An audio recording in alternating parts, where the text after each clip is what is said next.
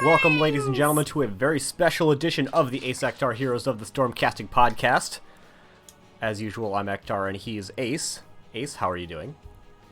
I'm doing pretty good. We've got a pretty crazy match tonight, though, that will rest the fate of many teams in C East. That is true. There are 4 teams that, based on the outcome of this match, have a chance to not make the playoffs tonight. Hanging in the balance are the fates of the Illidancing Queens, the Lunch Bunch, the Wood League, and Durotan's Couch. I think our wonderful statistician, model maker, DB Smiley, has created a whole bunch of scenarios. Which are currently available to see on screen. Fantastic, good. I was hoping we would get there. And we will update dynamically in between matches, so we'll be able to track the possible outcomes going forward, but we are now getting into the first draft, having already had Greymane and Melganis getting banned out, immediately into the target bans for both teams, and that's something I always like to see. Well, I think targeting Ariel right out of the game is a good idea right now for any team. Ariel seems like a good hero. While very true, Greymane is the most played hero from the Couch, and Ariel is one of the most played healers, which sort of begs the logic then that they were playing her before her buff. The crusade calls. Which means that she's probably even more threatening now, and Deathwing has been played a couple times on the side of Wood League and is less of a threatening hero than he's been in the past, but people haven't gotten used to playing around him quite yet, I don't think.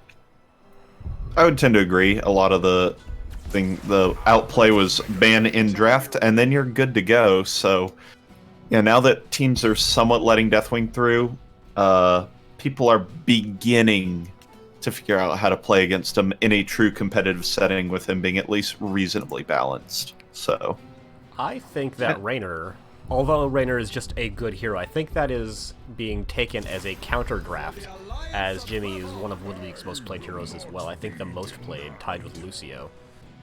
Wow. Well, they didn't pick up a Lucio here. They actually went into the Manduin and a Gul'dan for good wave clear here on Tomb of the Spider Queen. So, Manduin is their can't third argue. most placed character, so lots of reasonably comfortable picks coming out from Wood League. ETC is pretty common just in general, but also the Couch just play him as well. I didn't note how much they play Raynor. I still do think that's a counter draft strategy. And the Gentleman getting banned out.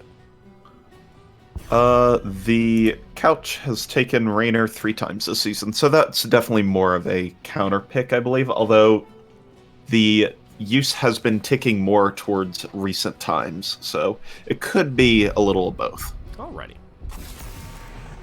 And we haven't talked about it yet, but we find ourselves in game number 1 on the Tomb of the Spider Queen, one of the best maps in the pool. Don't at me, Butte Holiday. And if you didn't get to see how we got here, I've got you. The coin toss was won by Wood League, and they chose for first hero pick. Durotan's Couch banning out Alterac, Passivable Sky Foundry, and Wood League banning out BOE and Towers of Doom, and then Durotan's Couch taking us to Tomb of the Spider Queen for game number 1, going into Jaina and Rhaegar after the ban phase. I like Rhaegar in this map because he is one of the wave cleariest of healers, and that is such a huge thing on this map, and he's also good at camps, and although there's not a lot of camps on this map, because there are so few of them, I think that they're more important per camp than on most other maps. Yep, I would agree. There are only 3 of the standard camps on the map. We do have a Vala and a Rexar picked up for the solo lane, most certainly. We do have Captain Wedge available to take the last pick, which does allow him full flexibility to counter whatever, or to use whatever hero and be uncountered. So, we saw him do Leo last week when we casted Durotan's Couch, I believe. I think he can do it here. Yes. Yep. Yes, he is. Leo is... Yeah, he had to get nerfed in his wave clear because he's so good at it, so it's not terribly surprising to see that pick up here. And Leo can definitely contest with Rexar when you only have to worry about fighting in lanes, so I like that pickup quite a bit from Captain Wedge. Yeah, and he can just help cover waves because the rotation distance is so short. You can really, if the rest of your four-man wants to kind of stick around, do something else for an extended duration, they're not bound to that top and bottom or top and middle rotation like say Wood League is, where they have to have Johanna and Gul'dan there to clear waves. Very true. So, checking out the portrait synergy, both teams completely 5 for 5 in their portraits. And I think we do have a bit of a missed opportunity coming out from Wood League. They have a kind of the potential to get rainbow portraits in order, but opting not to. Yeah, it looks like Emtion, no. Emento? Emento, thank you. Emtino. No, you were right. Emtino. Yeah, whatever it is. It just hit level 900, changing up the portrait, but it would not have changed anything. So, gotta keep an eye out on that level synergy. We do still have the random locust spawning in the top lane, but spawning in the right-hand side, stacking up in the middle lane. In the red trunks, we have Durotan's Couch, with Wildcard playing the Jaina Big Egg role on the ETC, Gohan with 2 N's playing the Jim Raynor, Soln playing the Rehgar, and Captain Wedge on Janitor Leoric. And in the blue trunks on the left side of the map, we do have Wood League. We have Emtino on Johanna, a barcode on Vala, Cyan on Rexar, Kavlor on Gul'dan, and Amuzio on the Manduin. I do like that people have taken to calling him just barcode. I mean, we're StarCraft players. We have to. There's fair. nothing else to do. It is the scariest possible name for anyone to give themselves in StarCraft, if anyone in the audience is unfamiliar. Ooh, a little bit of a CC combo coming out onto the Johanna, but she's got the D-Shield, she's got the Laws of Hope, so she'll be able to get herself right back and healthy. Checking out the level 1 talents, we do have the Fealty unto Death, so Leo's going to be healing himself off the minions. And it looks like generally pretty standard talents coming out from the side of Durotan's Couch. Actually, no D-Shield. Anduin's going to have to use his D to get M10 out of there this time. Got the Echoed Corruption, just Renew on Anduin, not opting to go into the bold strategy, wanting to get those Qs off more often. And better bird throwing from Rehgar, or Rexar. So generally pretty standard talents, I think, across the board on both teams. Yep, I would definitely agree with you there. Wave clear battle is definitely being won by Wood League right now. It's the 4-man of Johanna, really the 2-man of Johanna and Gul'dan, has absolutely absurd wave clear, and basically just goes through and one-shots wave, especially when you drop a corruption to help it out. And so yeah, I think that's generally what we're going to see during the earlier parts of the game. It'll probably pick up a little bit more parity as we get into things like the AoE pepper shots from Jimmy and possible more wave clear from ETC as well. We do have the first camp being taken from Wood League, going in for that Bruiser camp, as they do have the superior wave clear, so they can kind of split heroes out to do this and not miss anything in mid. Yep, they do have that capability, and the Bruiser will allow them at least to either push up in mid or be able to at least cover a turn in for a short duration, rotate around. You've got a lot of options available with this Bruiser camp pickup, as they do pick up level 4 just a little bit before Durotan's Couch does. Yeah, so that camp will put out a little bit of pressure. A lot of times you'll see teams take that camp so that they can use it to parlay into a turn-in. But in this case, it's just used for a little bit of extra map pressure and to just get the XP from having capped a camp. Yep, and more XP is never bad. However, it does push the wave up to a kind of perilous position right next to Durotan's wall, so they won't be able to pick up those gems there. Shouldn't matter too much, but it does put them about 3 or 4, actually 6 now behind in the gem count. So I think we got the first really unusual talent coming out from the Jaina with the Frost Armor. Not opting to go into the Ice Lance talents on 4 and 7 like you tend to see in most compositions, on most maps, really. Yep, that is a little bit of a deviation. We also have the Conviction on Johanna for the extra speed up, as opposed to the more wave clear heavy Eternal Retaliation, which is honestly completely fine because they don't need any more wave clear. You have enough. It does provide that additional mana, which can be is nice not if you're nothing. spamming out abilities, but Mtno sitting pretty on the mana, so it hasn't been a concern for me yet this game. We did have a bit of a rotation down from Gohan, trying to put some pressure out into Cyan, mostly so Wedge can try to get that turn in, and Misha's there just in time, gonna push Wedge back, not get those 17 gems in quite yet. Yep, first turn in is available for Durotan's Couch, but Woodleague already has almost half their gems turned in, so it might be a little bit easier. Good damage onto Wildcard, but he's going to get out and put a little bit of counter damage onto Mtno. Actually has a lot of damage, but is going to be healed up by Anduin quite well. Now Big Roll finds himself in a little bit of an awkward position. Awkward it would be if he were to die with all 30 gems on his person. Yeah, in the interim, Gohan was actually in the mid lane, opting not to go in to try to support that team fight, but just soaking the XP, so got a little bit of an XP lead. We did see Woodleague having the advantage until just now.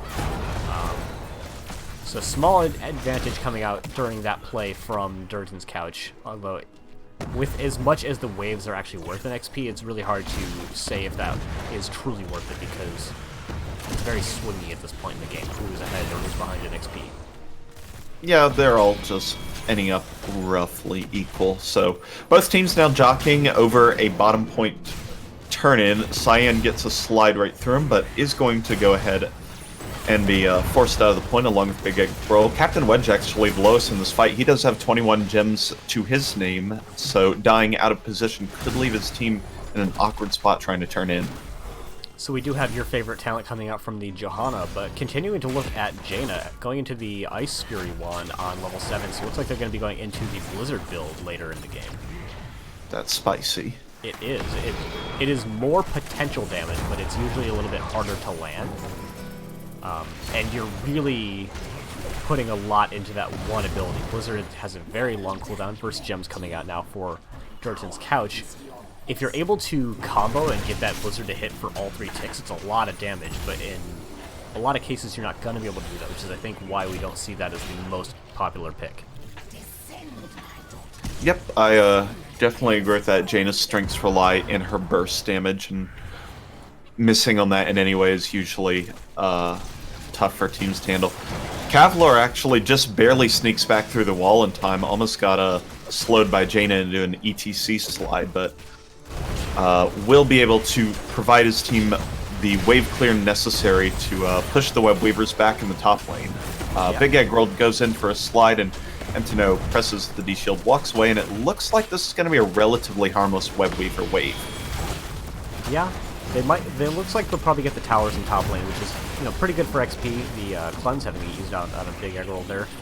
Make sure he can walk away just fine. In the mid lane, nothing, and in the bottom lane where we had Rexar the whole time, nothing. Actually, Woodley coming out with an XP advantage after that because they had Rexar in the bottom lane. Got a full minion wave that their counterparts on the couch were unable to do. And that gives them the level 10s. Nothing too crazy out of it. The ultimates of Wood League.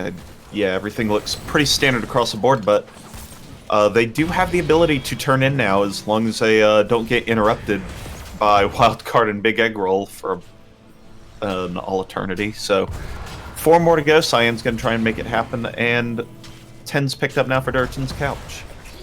We got the Water Elemental coming out from Jaina, which is not unusual, but I think it is slightly the less often chosen heroic. Yeah, tend to agree with that.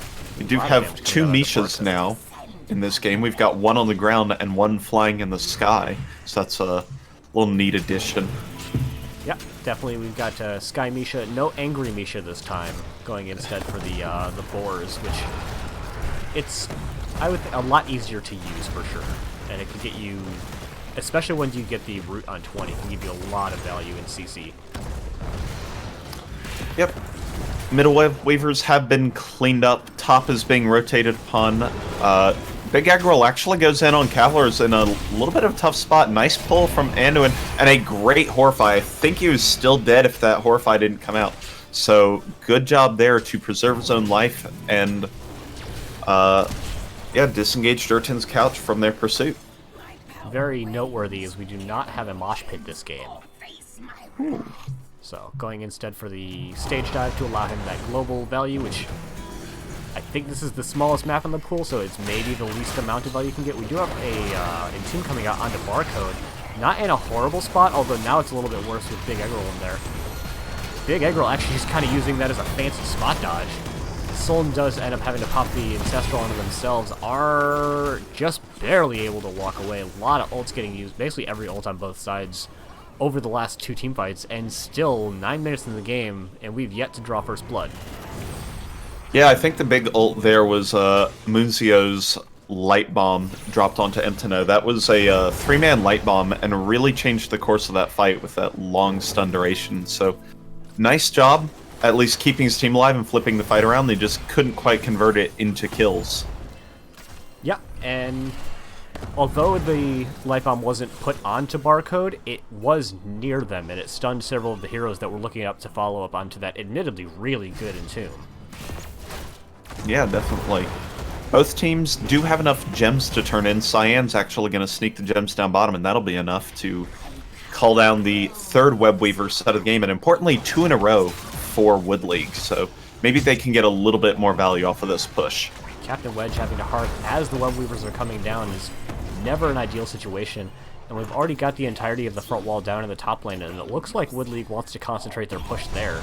If nothing else, it will let them get some good value into the bottom lane, although we do see Rexar still down in the bottom lane, is going to be countered by Captain Wedge, and we have Gohan with a little bit of a disconnect, it looks like. Yep, that is the counter to everything. Puts all 10 heroes, every building, every minion, and the game state into time stop. So a powerful ability that every hero has on that pause break button. True. Thankfully, they can't actually move the screen around. Only we as referees can do that. Oh, so overpowered. Yes. Yeah, so we can get an overview of the game state. Yeah, checking out the game state. We have the Web Weaver coming, about to spawn in the bot lane. Wedge is, still about 2 full screens away. So, gonna get some damage into the bot lane. And with only Leo to defend, this might actually be bottom fort, depending on how well Cyan and Wedge both manage their respective heroes down there. Mid does have this Bruiser camp, and the Web Weaver does beat the Bruiser camp, but it's going to take a lot of time for it. And so probably won't get a lot of damage done in the mid lane unless they're able to find some kills and rotate down from the top lane. Obviously, this is going to be where the most action is going to be happening. We do have the 13s just getting picked up for Wood League. And nothing especially interesting. We do have the Health Stone after the Hunger for Power, which I like to see. I know most of my teammates don't go into Hunger for Power on 7, even though I'm the healer, and therefore the one having to deal with that, but... Sustain versus Burst. It's what you want to pick. That's just the preference of Gul'dan.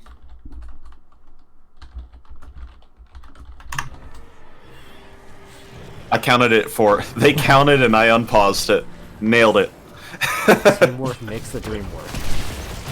We do have Wild a lot card of damage actually. coming on to Wild Card. The Unstoppable is going to actually physically get them out of there, but they're going to have to back. There's not much that they can do in this team fight, and that is going to be top port going down. Basically, because of Kavlor's excellent corruption positioning. Yep. Hope I didn't unpause I hope nobody was like, oh, he can't unpause it, don't worry. Because that flashes me back to when I unpaused on team before. But, everything will work out. Mid-Web Weavers are going to get cleaned up relatively quickly. It looks like an engage is actually coming out. Emtino absorbs it and lands a large light bomb as it hits 3 members of Durotan's couch, followed up by the Horrify. Wildcard now the target fire, but isn't actually going to get taken out. Gets very low. There's the takeout. Maybe the Hungry for Power mattered there as that Fell Flame ended up getting the kill. Durotan's couch now in full retreat and will, at 11 minutes into the game, have first blood drawn on them. So we do continue to see the Blizzard build coming out from Jaina. You saw that increased area and I believe also damage coming in. Captain Wedge coming with the flank Spooky Walk to get that damage cut and movement speed reduction. But not actually looking to do anything besides prevent a little bit of damage. It does not reduce move speed, it's only damage cut on that. Leo. That would be ridiculous. Oh my goodness. A slow that you can't actually avoid. against and a damage cut. Oh my goodness, it'd be busted. So we do actually see, by and large, Woodley just kind of giving this turn in, as we get 42 gems turned in and a dead Misha. And between Gohan and Sol No, we'll definitely get that turn in, and this is the second time we've now seen a turn in given over in favor of a Bruiser camp, and generally I'm not a fan of that trade if I'm the team with the Bruiser camp. Yeah, I don't know if you're referring to earlier to in this game, or rather the last time we saw. The last turn in from Wood League, Durotan's couch was taking a Bruiser camp as that happened. Yeah, but I think we saw it last time we were here on this map too. Don't get me wrong, I like it sometimes, particularly when you already have a hero good. We do have the Boars coming out with the follow-on Light Bomb, not even necessary to take out that Rhaegar. A lot of damage coming out. We have kind of a peeling Entomb, but that's actually just going to encourage them to turn out onto Jaina, as she's the next to fall. Looks like Captain Wedge barely is able to make it out of there. He got out via Inspire, I'm pretty sure. That looked like it. He was definitely Inspire quicker drain than momentum. everybody else. Might have been drain momentum that mattered there, though. Oh, yeah, that'll do it. Yep, good talent. I like that talent, but nonetheless, Webweavers are pushing in 2 of the 3 remaining lanes. Top and bottom forts both take a good bit of damage, but I don't think either of them will go down. Not the top's dead. That's an important fort to pick up, both for XP and for WinCon. That was an interesting play that Cyan was making, keeping Misha out so that the minions wouldn't be able to get to the fort to try and get aggro onto it, but not clever enough, as we do have a bit of a dangerous rotation coming out from Barcode is going to get saved by Manduin, as we have 16 coming out now from the side of Wood League. Not yet chosen from Rig. There we go. Got the thrill of the hunt, opting not to go into that feigned death. A lot of damage coming out of the wild card. Is going to get saved, but Captain Wedge is unfortunately dead for that trade. And right as Blue Webweavers are coming down, it looks like they want to push with this one really hard. And can't really blame them for that. They just got a kill and they're up 16. Oh, that's for Blue Webweavers. So I was watching the turn-in from Gohan and Captain Wedge up top. Captain Wedge got him gems in, but Gohan didn't get him in time, albeit it was very, very close. So now this push is going to be significantly scarier. I thought they just Durotan's couch just wasn't going to get a lot of value, but instead they're going to lose this mid-keep almost for sure. And if they're not careful, they'll lose a lot more. Yeah, Captain Wedge very low, doesn't have the spooky walk, so could get engaged upon, only catching the Misha in the Entomb. Big egg roll, does take a full condemn, but is able to walk away and then power slide. I think Durotan's couch needs to not try to save this keep. I think if they commit too hard and Captain Wedge barely alive with double-digit hit points, the keep does go down, and Wood League is backing off. Looks like they're gonna, bottom lane is where they decide that they want to make the follow-on rotation, as they do see 3-4 members rotate up into the top lane from Durotan's couch. So probably won't be able to get too much beyond just the wall here, but I mean the wall is XP. Captain Wedge actually taking the Webweaver attack. Gets brought down to very low hit points. Big Eagle hitting several with that stage dive, but has to leave almost immediately. And Emito, with the Light Bomb put on him, is going to hit 2, doing tons of damage. And we've got the second pause coming out from, this time, Durotan's couch. Judging by how Captain Wedge has 1 pause remaining, I think that's both of them on. Both of them by Durotan's couch, but yeah, it happened right after Wedge was taken out, so he might have been experiencing some kind of connectivity issues, but unfortunately we can't Chromie back in time or even Tracer back in time to go ahead and replay those minutes without lag, so unfortunate. Yep, this game isn't cool like StarCraft. I know, right? So yep, there's no Webweavers. There's enough to turn in for Durotan's couch, about halfway for Wood League. They've got a 2-man advantage and are pushing in the bottom lane, which is probably going to go down, being up 5-3. I'm going to go ahead and count them in while you go in. Yep. Oh, wait. Oh, okay. We do have I didn't check. for both sides now. Only Wood League had it at the start of this push. Alright, both teams are ready. And we're going to get us back into this game. Still no completion on the punish yet. Or is it subdue? It is subdue. Punish is the ability. Never going to remember that accurately. We do have the second keep going down. Top keep will be saved. And I expect to see the members of Wood League just kind of back out and play passive from here. Work towards getting that level 20 and then maybe try to end with that. Yeah, they don't need to wait too long, though. If Durotan's Couch gets to level 20, they're going to be a very scary team. Mainly thanks to that death. God, why can't I think of the easiest level 20 for Leoric in the game? Silencing and Tomb. What is that, Ektar? Buried Alive. Buried Alive. God, that was difficult. I'm usually better than that. We take it.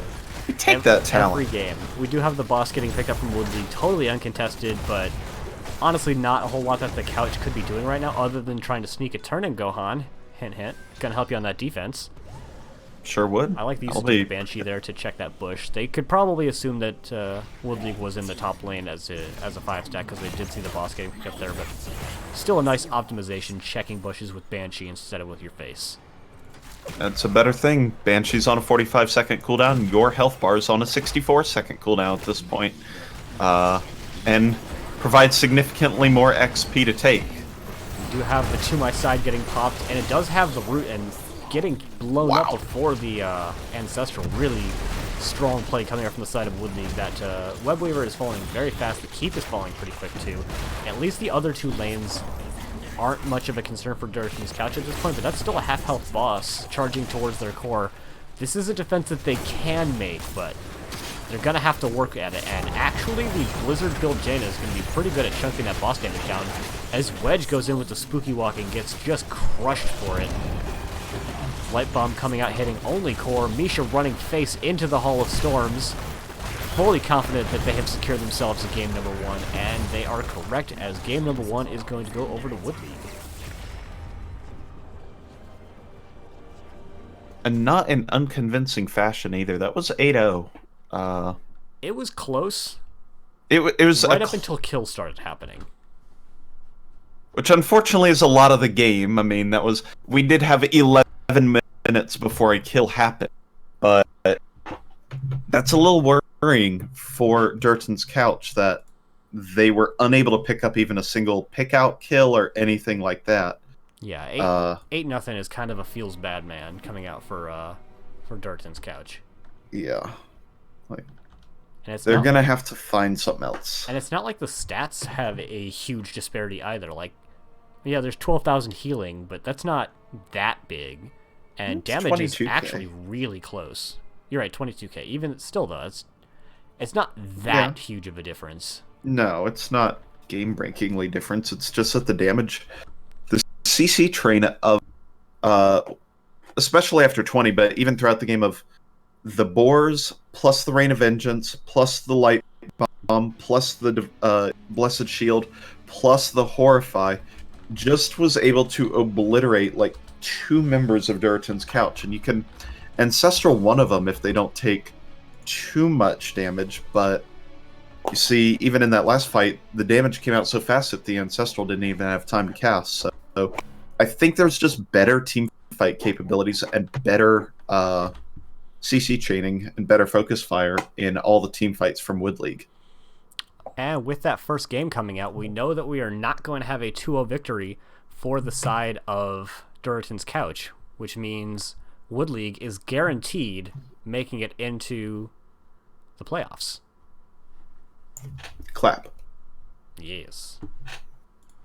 So congratulations to Wood League. We'll see you guys next week for sure. You've got that on the screen. Fantastic. So, the remaining... Well, some of the remaining scenarios. If Wood League goes 2-0, there'll be 6, and Durotan's Couch will be left out. So, Durotan's Couch now fighting for their playoff spot. And just need 1 win to do it. Yep. Wood League needs both wins. So, for both these teams to get in, they need the 2-1 in Wood League's favor. Otherwise...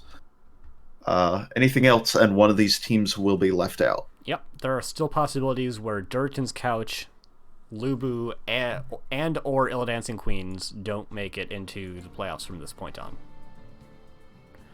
But we did have first pick chosen by Captain Wedge of Durotan's Couch, so we did have map pick going over to Wood League, and they are taking us to Infernal Shrines, by far the most popular map in the map pool.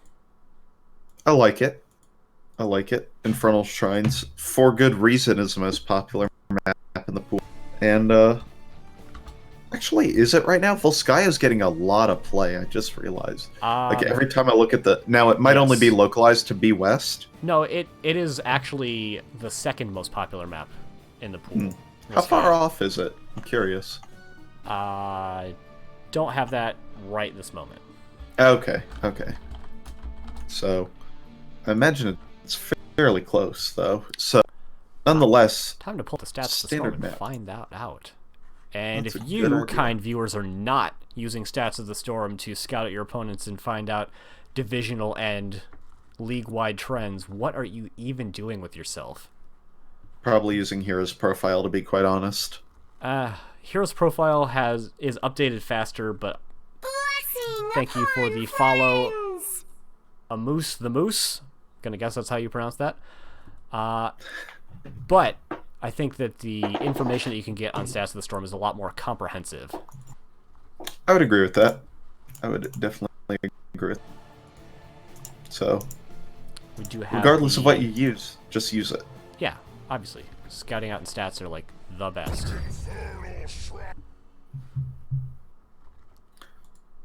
In many games, scouting is one of the most essential traits, and this game is no different.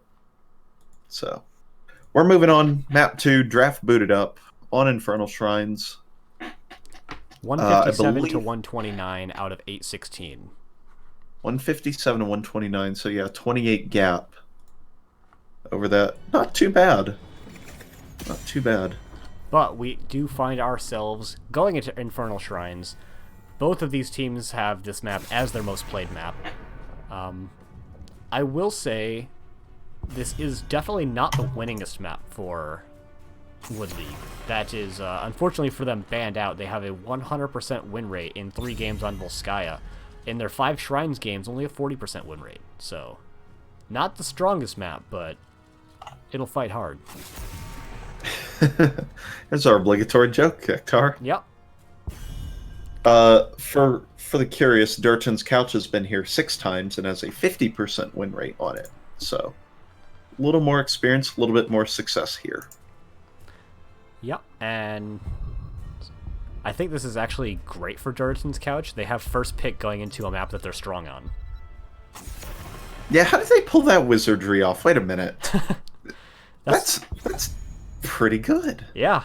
When you can convince your opponents to take you to your good map, generally things work out okay for you, as we have the Johanna getting picked up. No big surprise there. Very strong on this map, very strong in the meta. One of their most played heroes. Losing the Greymane Ariel once again. Was it Melganis banned out last time from the couch as well? Yes. Okay, so same bans from both teams. Nothing in the previous game saying that we need to change up our strategy. Durotan's Couch saying we just need to play a little bit better. Very reasonable. I'm looking at both these teams' previous drafts on Infernal Shrines, and there is a strong Gul'dan preference for Wood League. Obviously, we see the Kel'Thas here, which is the backup pick. There's the Gul'dan for Durotan's Couch. Take Rhaegar as their healer. They might take Blaze as a tank, just judging by trends, but I mean, not guaranteed. They've got a Johanna. They're probably not going to take a Blaze tank, are they? Or do they? Offlane. Okay. They've done Johanna Blaze at least once. They do Johanna Varian, Blaze Tyrael. So definitely not a stranger to bulkier front lines. All They've right. taken a Tracer before. They have. I don't think we'll see it here. That would be spicy. And we've got That was the Jimmy Jim- ban, which I haven't seen in a hot minute, but just respecting, I suppose, what they were able to do in the previous game. Although it was Gohan on the Jimmy, they could always, swap into it if they wanted to go into that. But They did that last game. they did swap Gohan onto the Jimmy, so they have been, at least in some regard, possibly disguising that. Good eyes. I had not noticed that in the previous game. And ETC getting banned out. The other most popular hero in all of NGS actually might even be more popular than Johanna now, just because Joe gets banned out a little bit more often, I think, than ETC. Yeah, I could see that. I know ETC's more popular than Joe in B West, but can't project that for the rest of the league. Muradin is the tank pickup of choice, and Vala returns for Barcode. Yeah, M10 has played quite a bit of Muradin, I think actually more than any of the other tanks other than Melganis, which is obviously banned out, so... Not my favorite tank, but looks to be one of M10's favorites. Yeah, he's taken it once on Infernal Shrines, which I thought was kind of interesting. That might have been as an off-tank kind of thing, but... What is this draft? Really? Vikings on Shrines, everything on the line. That's a big Nexus think from me. I want this to work. I do too.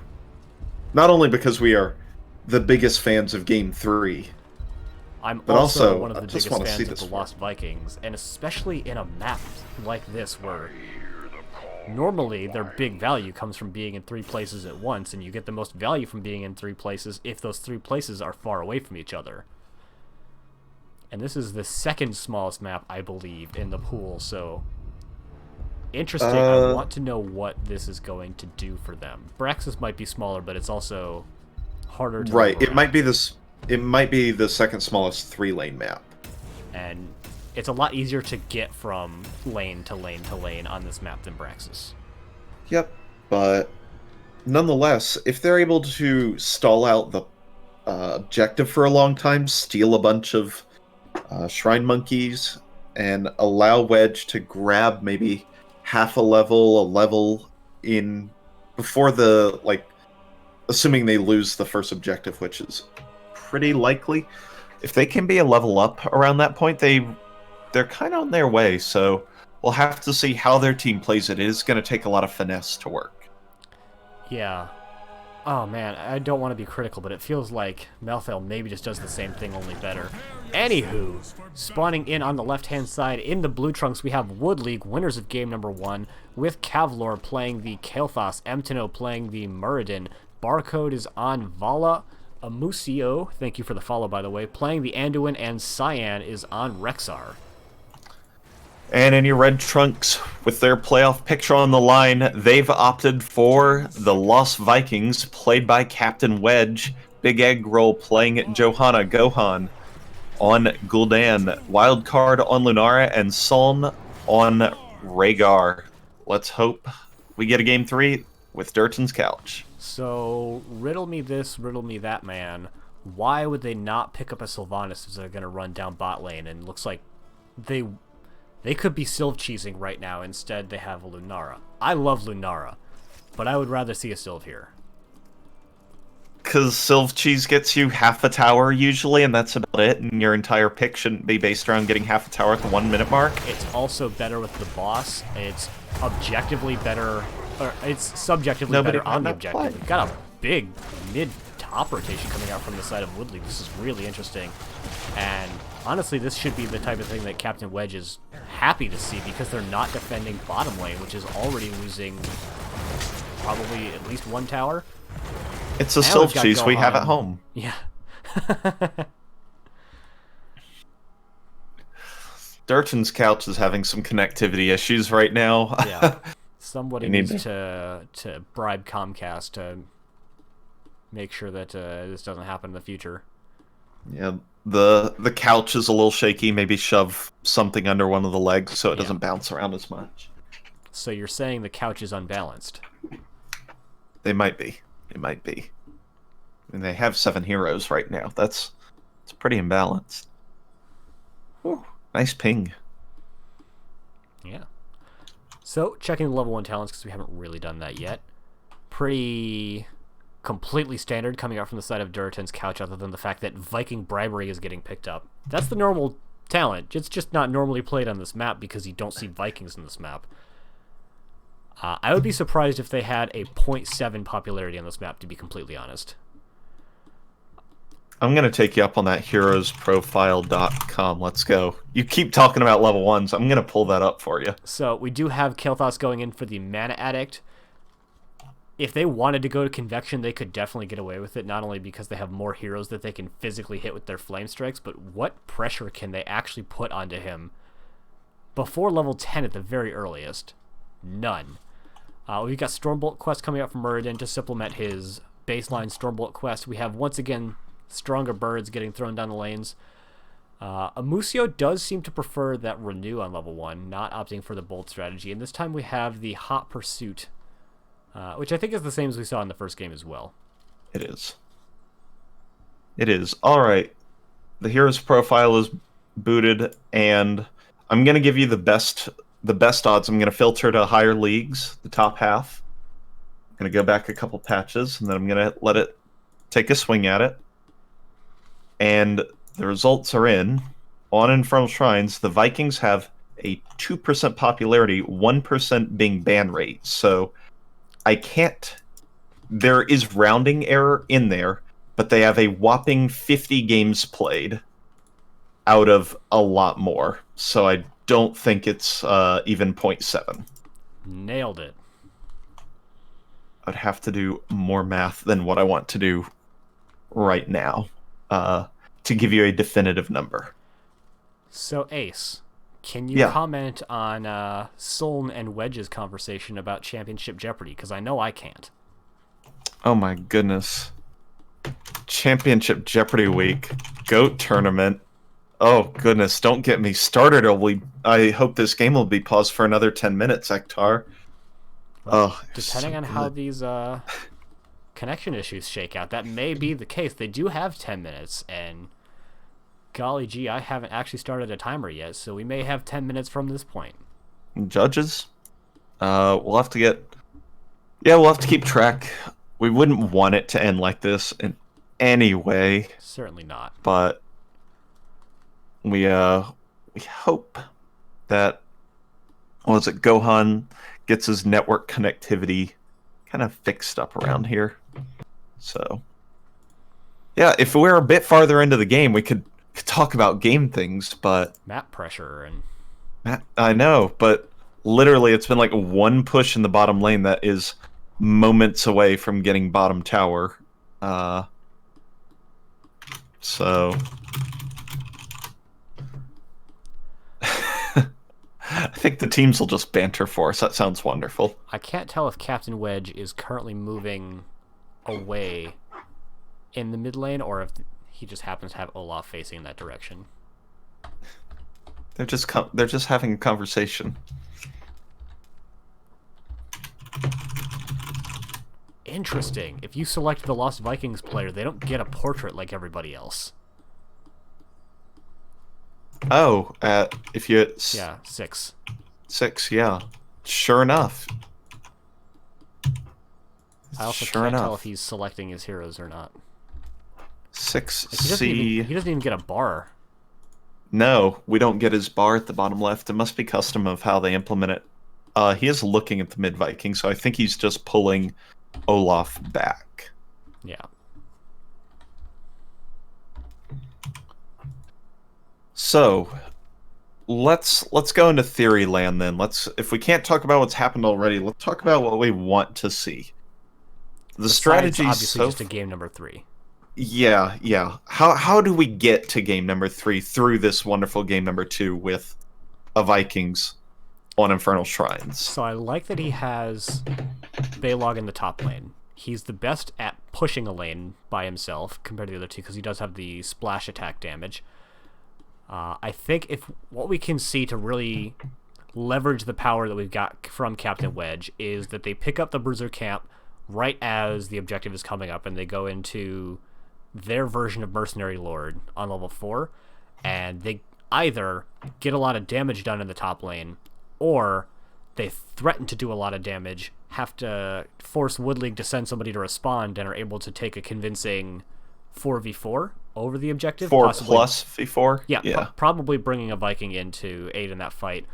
Most likely Olaf. He does have the most health to work with. He's also got that charge, which slows down an enemy hero, so I think that's how that they can really leverage that pressure that they have, and if they're able to take an early objective, that would be huge for them. You don't really expect them to, because it's the Vikings, but if they're able to force someone else to rotate out of lane, or just do a lot of damage in the top and the bottom lane, or the top and mid lane, while not taking a lot of damage from the objective, that's how they get ahead.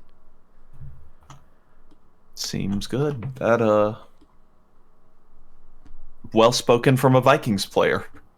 Smile. Now we'll try and execute that. Don't worry. We'll do great. Yes. So we definitely don't like team fighting way more than we should. Smile. Everybody likes esports. There's the reason that people watch esports, and it's not for killing minions. That's why Diablo 3 never took off as an esport, am I right? Did they ever even implement PvP in that game? They sure did. It was like I don't like to give D3 too much mess, but it was pretty much the jankiest, like most simplistic, we did it guys implementation I've ever seen of a feature in a big game like that. Nice 6-9 there, Slexia. Yeah, thank you for the 6 and the 9, Slexia. Really appreciate it coming in. We are currently just waiting for Comcast to decide that. Oh god, names are hard. That'd be Goku. Gohan. Oh gosh, I did it. I told you we had too many players. Yep. So just waiting for Gohan to finish sacrificing, $45 to Comcast or whatever it is to make their connection actually work. They've been having 1600 ping for basically 2 games now. It's pretty great. Paul's commentary. That's great. Paul's commentary is where you're really like, this became the podcast now. It just really did. Just just get close to the mic and we're slower just a bit, and we'll be good to go for about an hour. At some point soon, this is going to turn into an ASMR podcast. This is best. This is the best with my headphones. That actually does sound kind of nice. I'm not gonna lie. I need to do that chip crunch again. Ooh, yes. That was a good time. Well, it seems like there are new people in this stream. Oh, Slexia's been here. Curses, I was gonna be like, wow, well maybe we could ask how we got here to this pause state through all the other games and bands. Fantastic question. Let's bring us back to the between game screen for just a little bit, because there's nothing interesting to show on the actual game screen. So not only do you get to see the maps and who picked and banned what, who won game number 1 and stuff, but we've also got our countdown of possible futures for C East playoffs. Currently only one has been eliminated, and that is the world in which Durotan's Couch gets the domination over Wood League, and Wood League do not make the playoffs. As it is, Wood League have already made it into the playoffs in any situation from here, but the same cannot be said for Durotan's Couch. They need to at least get one more win to guarantee themselves into the playoffs. And that is the scenario. I thought Wood League has to go 2 wins to get into the playoffs. Does not look like it. It looks like if they get 1 win, due to the way that tiebreakers shake out, they will get number 8th place. Oh, they'll be 8. That's right. If they're able to get the 2 wins, they'll be in 6th place. There it is. I just had to wait for the screen to update because stream delay. Yep. And I stream. I stream with a full-on minute delay too. Oh, huge. Yeah. I'm still back in season 7, man. Hey, I'm okay with that. Minute delay is a good amount of delay. I think that's a fair number. Teams are talking about the possible ASMR by taking a wireless headset into the bathroom. That is less exciting. I mean, water running is an ASMR trigger. It's just... It is, but I don't think swooshing around a toilet is exactly the running you might want. That's true. Like a light drip or a light stream from a faucet or something like that. It probably exists somewhere on the internet, but I'm not I'm going sure to listen it to does. it. That's fair enough. Whew.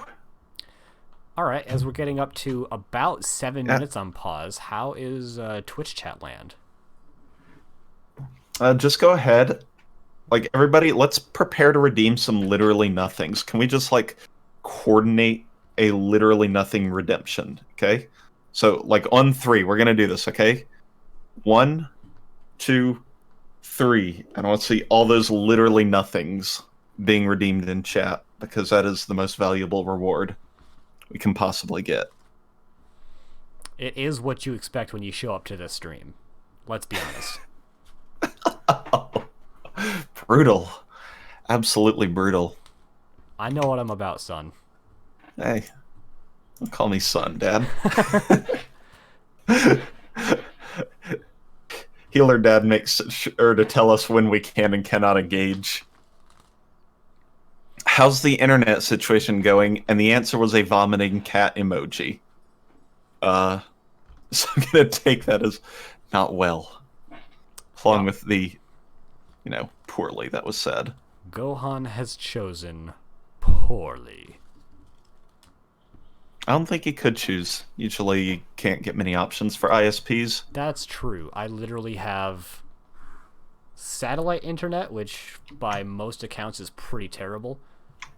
Or... Blessing upon friends! Thank you, everyone, for all of the literally nothings. It really does warm my heart to see people spending their channel points on truly what they're worth. That is correct, Voodoo. This is Ace. Yeah. Or rather, that's still Ace. I'm casting still it. Ektar. Redeem this. Oh, dang. Voodoo, I'm still here somehow. They haven't scared me out yet. This is Voodoo from season 1, one of the few people remaining from season 1. Also from season 1, actually, Durotan's Couch. Yeah. One of 2 teams remaining from season 1. Always like to bring that up because we're the other team remaining from season 1. But only OG name left. They were Jimmy's Got a Gun way back then. That's not a bad name. Yeah, it's not too bad. He does, in fact, have a gun. He's also banned out this game. It's also a bit of a song reference. It sure is. Blessing upon friends! Thank you, Regen Jesus and Anners, for the follows. We're just waiting on, hopefully, some internet issues getting resolved for Gohan, as we would love to get back into the series anytime now. Getting another 6 and 9 bit cheer from Slexia. Thank you once again. Well, we have game chat. Yeah, we do. Fantastic. Game chat got weird. Yeah, The series it's been got getting weird. Yeah, I mean, the longer you go in a pause, the weirder game chat becomes. And it doesn't take very long to get... It only takes a couple of seconds for it to get weird, and we've been here for near 10 minutes now. So, yeah, we wouldn't want the series to end via disconnect timeout rules, but it might happen. I believe it actually got codified into the rules this season that if a disconnect happens mid-game, that they are permitted to continue with the AI. Obviously, like, a pretty Subpar. worst-case scenario to be in, but Yeah. maybe there's a chance where Gohan's gonna actually Gohan come back in. We incoming. do have word that Gohan may be getting back into the game. So looking at Fingers the crossed. the sub situation, going to the Durotan's Couch roster, assuming they can make it to a game 3. We're 55 seconds into the game. I'm pretty sure we could just pull a sub in Judges and remake. Remake with the same teams. We'd have to, and same draft. I think they'd have that's to what I- do that's what I same mean, that's what I draft. mean. But they have Afish available as their only other rostered player. They have one more. They have a... Who's not here? Eggroll, Wedge, Gohan, Soul, and Wildcard. That's their 5, and then Afish is their 6, and 7 is their off-roster sub. So they have a chance. Seems like Gohan is in the game. Which is fantastic news because chat is getting increasingly weird. Why did I request the ability to read all of these things? Yeah, when they ask, hey, do you want to be refs? And Ectro's like, yeah, I want to be able to read chat. This is not what we expected.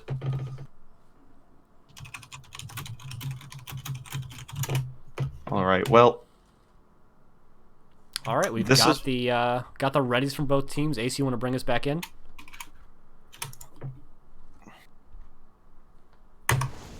Yeah. All right, and we're back. And so is Gohan, so hopefully that will stay that way. Do you have the time that they have available? Is it basically 0? It's effectively 0. We do have this bottom camp getting cleared out pretty quick. Emtino opting not to try and make the Hail Mary leap out into that camp, deciding just to let it go. Which is fantastic for the members of Durotan's couch because they shouldn't be able to make plays like that for the most part. That uncontested. Yep, only a few seconds ago in-game, but about 10 minutes ago IRL, Wood League was in the top lane, so they were able to just sneak down and burn it down with their rather good wave camp clear.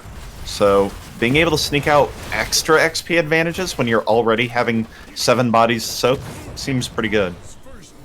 We do have First Blood, kind of, at this point going over in favor of the Wood League at the 1 minute 50-second mark, so not going to have a repeat of game number 1, where we had 11 minutes sans kills.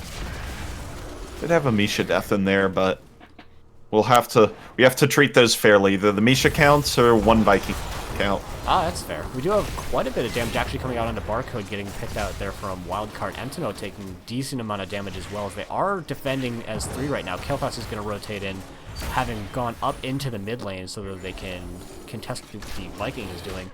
Gohan has lost their connection once again. Well, and there's that pause. We're back here again, Ektar. Back to reality. We might have to start applying some mod rules here. Yeah. So, I believe it's 10 minutes per series, and they already used some time in game 1, so I believe we are going to have to start, okay. Alright. Alright, if we can't even explain it, we're going to go ahead. Yeah. And let them go. Alright.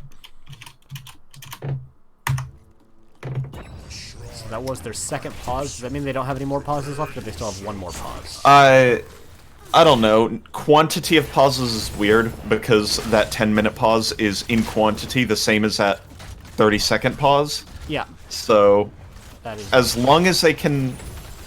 It doesn't become a nuisance to the game, I think it's fine, but it will start to get increasingly muddy.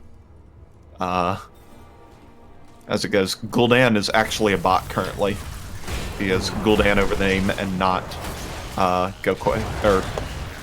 Gohan. Yep. God. Very close. Did it. We do have Rexar coming in to make this into a 5v4 and a third. Looks like we do have the camp getting picked up by Eric, but seemingly does not have full enough bribe stacks for that. It's going very quickly in favor of Wood League, though, which is really not what the couch is looking to have happen here. They want to stall this out a little bit longer. Yeah, Gul'dan bot is rotating into the mid lane to try and pick up some soak. I don't know if he was pinged by a Viking or not. That'll pretty much guarantee that Wood League is able to pick up this Punisher in quick order. Level 7s are here for Durotan's couch, but they are going to have to make a quality defense with the Gul'dan bot on their team, hopefully using abilities in a reasonable manner. It looks like Captain Eric Wedge tried to bribe both of the small minions and then fight the caster minion. Definitely not how you want to handle that camp. The caster minion is much stronger than the two dogs, so look to see Vikings players bribe the big minion, then let the just fight the dogs regularly. That'll go much better for you in the future. There was a small XP lead going over in favor of Durotan's Couch, which has basically been evened out by Wood League at this point. We do have Gohan attempting to rejoin the game, so hopefully they'll be able to have that sorted out. If it wasn't clear to Wood League now, or previously, it is clear to them now that Gul'dan is an AI, which, I mean, in a competition you can use to your advantage one way or the other, as unfortunate as it may be, but nonetheless, the 4-on-4 at the bottom continues as it looks like Vikings are just kind of getting traded around a little bit in the top and middle lanes. Yep, but making sure that they actually Oh my are gosh. taking quite a bit of damage, actually getting killed by the Mercenary Lord empowered Impalers.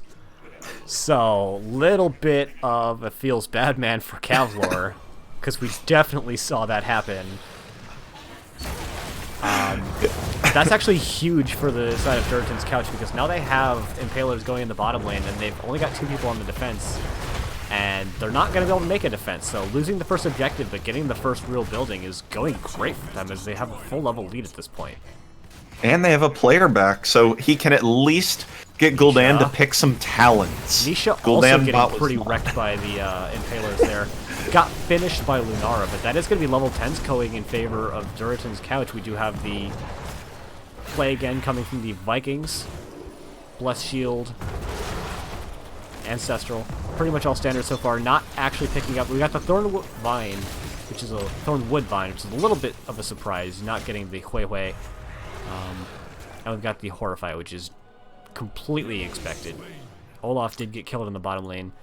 Captain Wedge is soaking the top lane. Is going to have to run out of there probably. Ooh, Mtano did miss that Stormbolt, so Captain Wedge not able to make it out, but actually soaking a lot more abilities than he had any right to. Yep, and that will secure level 10 for Wood League, but they have seeded the mid fort, and with the next Punisher being in the mid lane, that could have some kind of consequence. Good fear from Gohan is going to not quite save him. Light Bomb comes up to follow up, and that's going to be a dead Gul'dan right before the objective. Ancestral has to be burned on Big Egg Roller. He would have been taken out for sure, so a small blunder before, or non-insignificant blunder for Durotan's Couch is going to leave him at a disadvantage on top of their draft-imposed disadvantage going into this Punisher phase. Yeah, but we actually have the Vikings starting to do some pretty decent work. Bottom lane is already pushed out. Admittedly, a lot of that is from the catapult, but Wedge can be there to soak the XP that you normally can't in a situation like that. So, I like to see Durotan's Couch actually pushing in here. That's going to give their full minion wave the ability to crash onto that mid-fort as they're spending the time picking up the objective. And Wood League are going to have to determine how they want to handle this situation. Yeah, Gul'dan has excellent shrine clear, so now that he's returned, he can really create an issue. Ooh, a little bit of a... Okay, the bomb didn't spread. I thought that was going to happen. Vikings dive onto Kavlor. Shield used to lock out Mtano. Light Bomb and Leap used at the same time. But Kavlor still gets taken out in the back, so Durotan's Couch... What? This is working in a pretty impressive way here. It was a very smart play from Captain Wedge there, identifying Rexar's in the bottom lane. He's very far from the objective, and I've already got a Viking here, so let me just bring all the other Vikings here, get them all healed up, and make this into, you know, a true 5v4 in their favor. Captain Wedge looks like gonna lose Balog. Actually, Balog's still able to get out of there. And after getting that couple of kill advantage that they have, splitting back out again so they can make sure that they maintain that XP lead and probably even make it grow.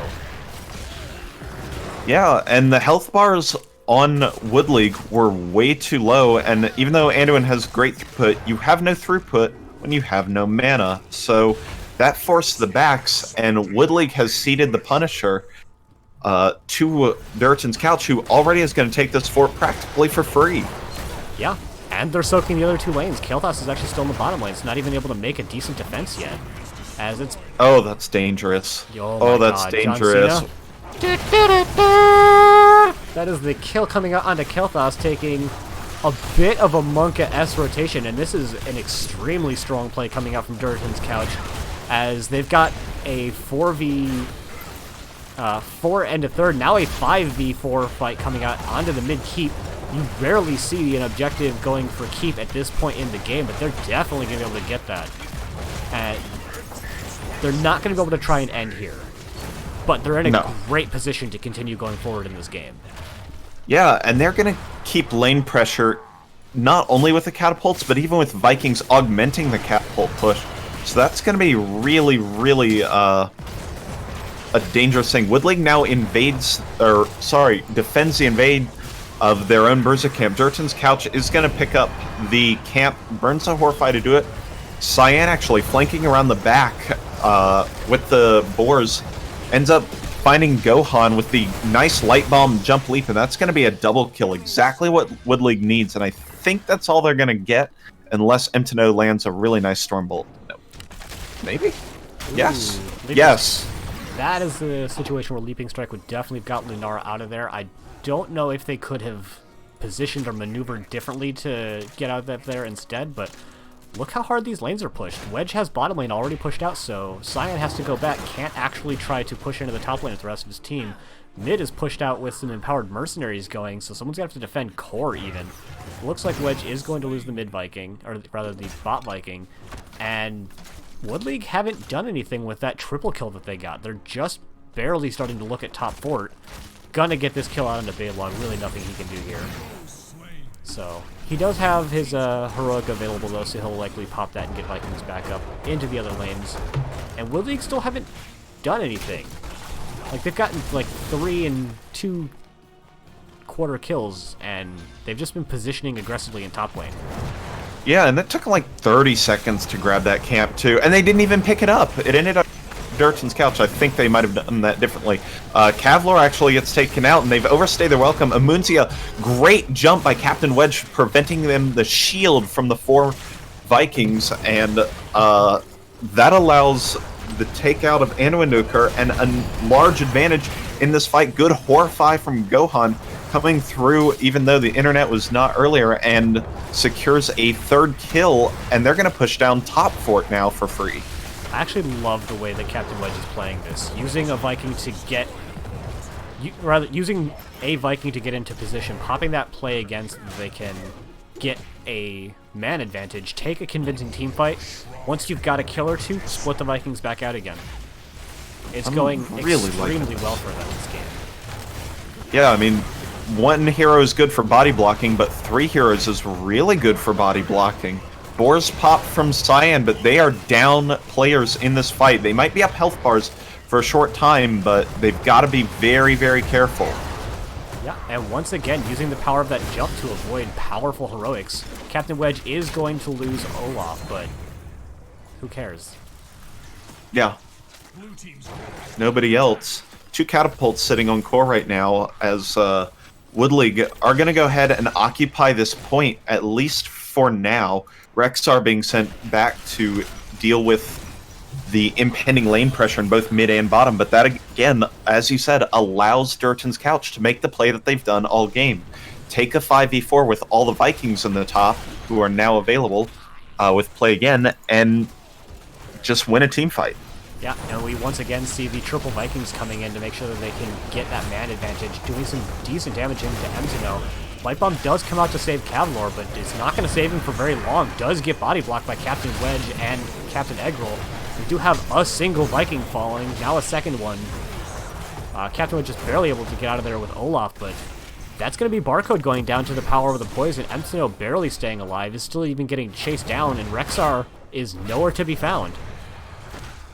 Yeah, Rexar still having to deal with the core, but, you know, having a team helps you deal with the core too. That is a rough position for Wood League. They got 33 Shrine Monkeys, and then just kind of couldn't win a team fight. As you've seen all game, this Vikings backline dive is proving very effective against a solo tank Murden. There's no bruiser in this 4-man to prevent this dive, and it's working so well for Durotan's couch. They've got a Punisher. They're pushing in top lane, possibly up 20 soon, trying to win the game here.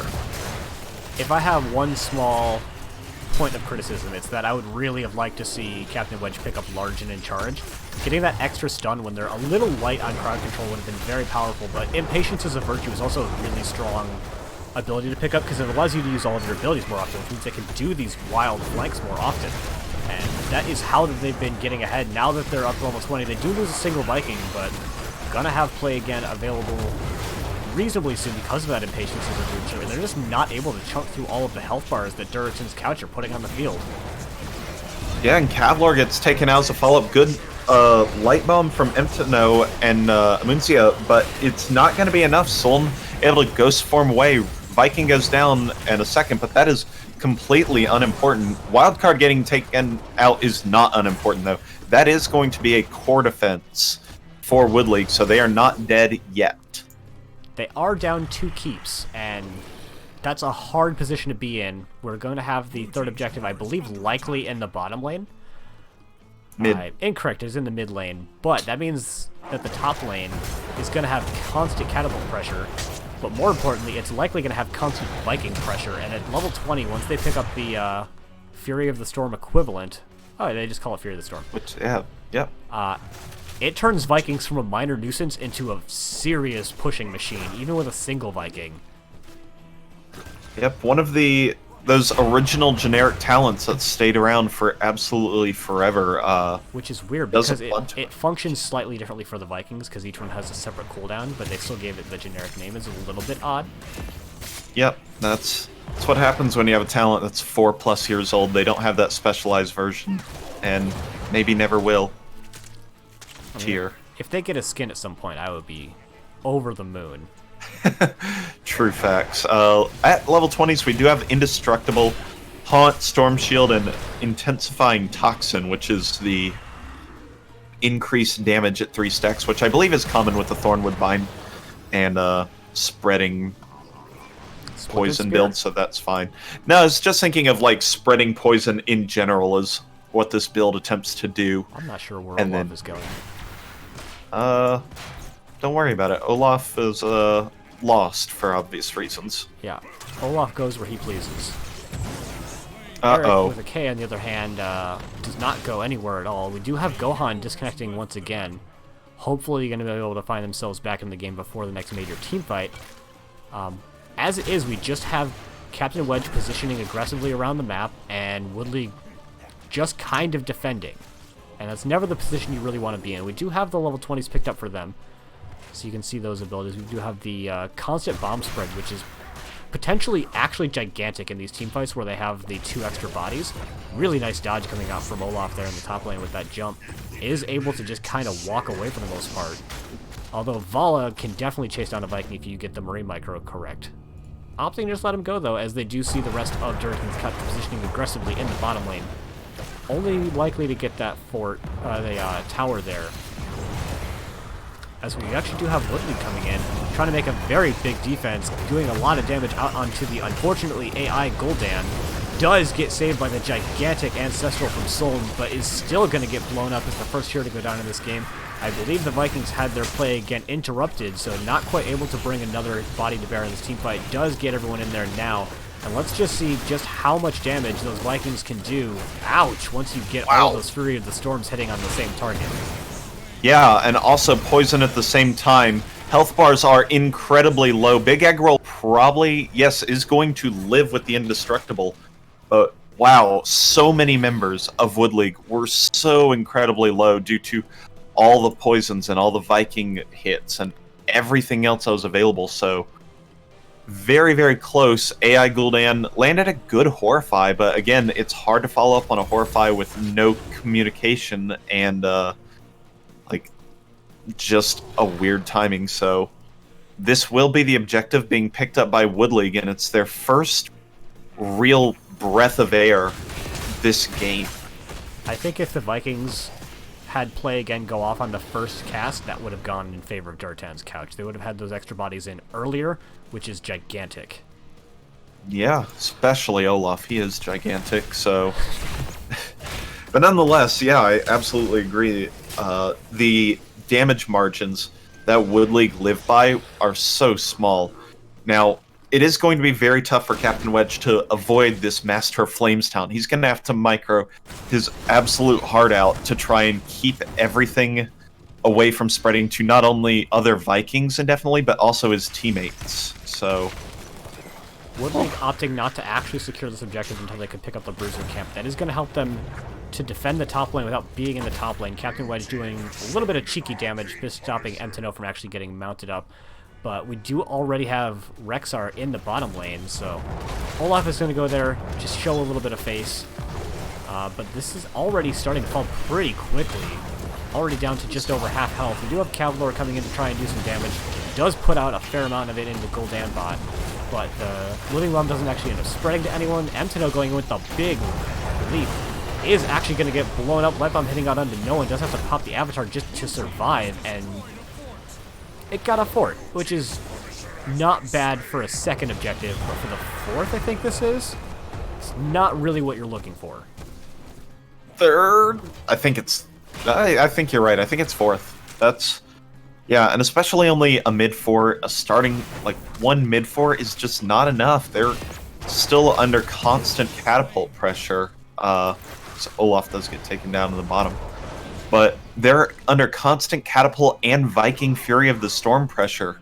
Top lane is going to be a problem. 3 catapults are now there, and Wood League is admittedly gonna take a fort, but they're gonna have to deal with that. Cyan's gonna back, and that's gonna allow Durotan's Couch to maybe make a strong team fight defense. Yeah, if they're able to identify on the side of Durotan's Couch that not everyone is there, I mean, Durotan's Couch can just do something about it, and what they're deciding to do is put a little bit of core pressure in there. Eric was stopping people from backing, so just trying to do a little bit of cheeky damage. Cavalier taking a lot of poison damage, and we do have the core call coming out from the side of Durotan's Couch. Kael'thas getting blown up immediately. Not even a Viking has gone down yet for Durotan's Couch. Core is starting to fall very fast with all of his poison damage. Even Gul'dan AI bot knows what where the face is, and it is in the core as they pick up game number 2 and bring us into a rubber match with the Lost Vikings on Infernal Shrines. And a Gul'dan bot. What is this? They took Vikings and a Gul'dan bot and convincingly won on Infernal Shrines. What is this? Wow. I'll take things I did not expect when we unpause this game. Yeah, no kidding. That was genuinely impressive. Yep, genuinely impressing. Actually, Cyan kept very close in the XP department, but what he can never actually keep up in is map pressure department. So, really well done by Captain Wedge. We do have Cavalier from Wood League opting for first hero pick going into map number 2, so we'll be finding out from Wedge where we're going to find ourselves in game number 3. Switching over screens so we can get some things updated. Score is 1-1 as the right team won game number 2, and most importantly, got to update our paint document. Oh, of course, the paint document, the most important one. Our top option is no longer available. So Wood League, I think, is just playing for 6th or 8th here. Durotan is guaranteed in, I believe. Yep. Both of these teams are now guaranteed into the playoffs. Waiting with bated breath are the Ill Dancing Queens and Lubu. Fingers crossed on who's actually going to make it to the playoffs here. I am well pleased, young Cerebrate. Always full mango. Thank you for the 200 bits. Big. You should know. Yep. So I'm trying to find where I was going to find something, and then I totally lost where I was going. So, you know, at this point, I don't know. It's Durotan Couch's map choice, correct? Yes. Okay. So we'll wait for you to confirm where we're going next. I would expect it's a possible Vikings map just to threaten a ban. You might think that, but no. We're going to BOE We or are Braxis. going to Braxis Holdout for game number 3. Well, Soul Lane Vikings. Let's go. Oh, I'm on Wood League now.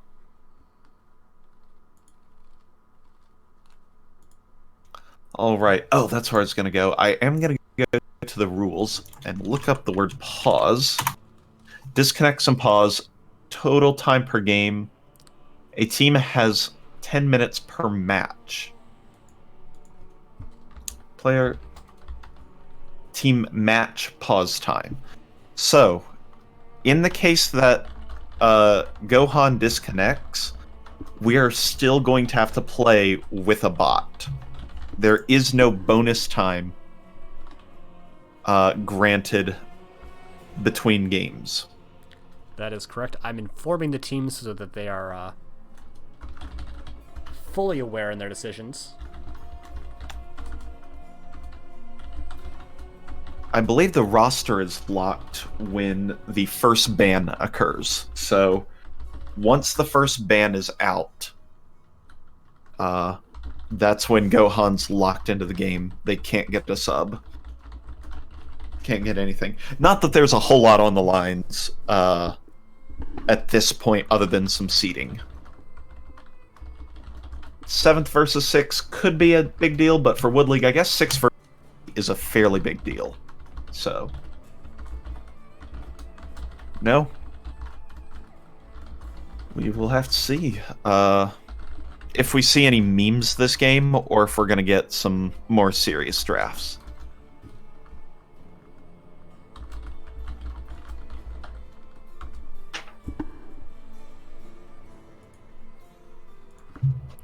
Looks like Captain Wedge saying all of their subs are out of the country. So, not looking like we're going to see Afish playing in favor of Gohan. So if they have any further disconnect issues, they're just going to have to kind of play it out. It worked out for him, but I don't know if it goes out again. So, works out again. So that's, yeah, season online, the Couch Road Vikings and a bot Gul'dan to victory. We need to get some fan art of Mecha Gul'dan. Let's go. We have Mecha Jiraxis. Now they're asking about who's in and who's not in this scenario.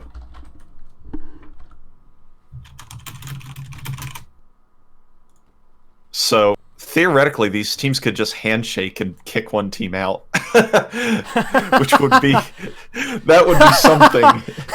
So prepare your PayPal accounts, Yeah. Illidan's and Queens and Lubu. You know what? We're gonna go ahead and forfeit so we don't have to worry about playing Lubu further on in the season.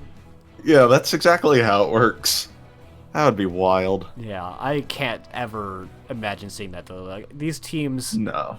they're not in it for the pride. They're in it for the good times, and you can't have a good time if you only end up playing 2 games.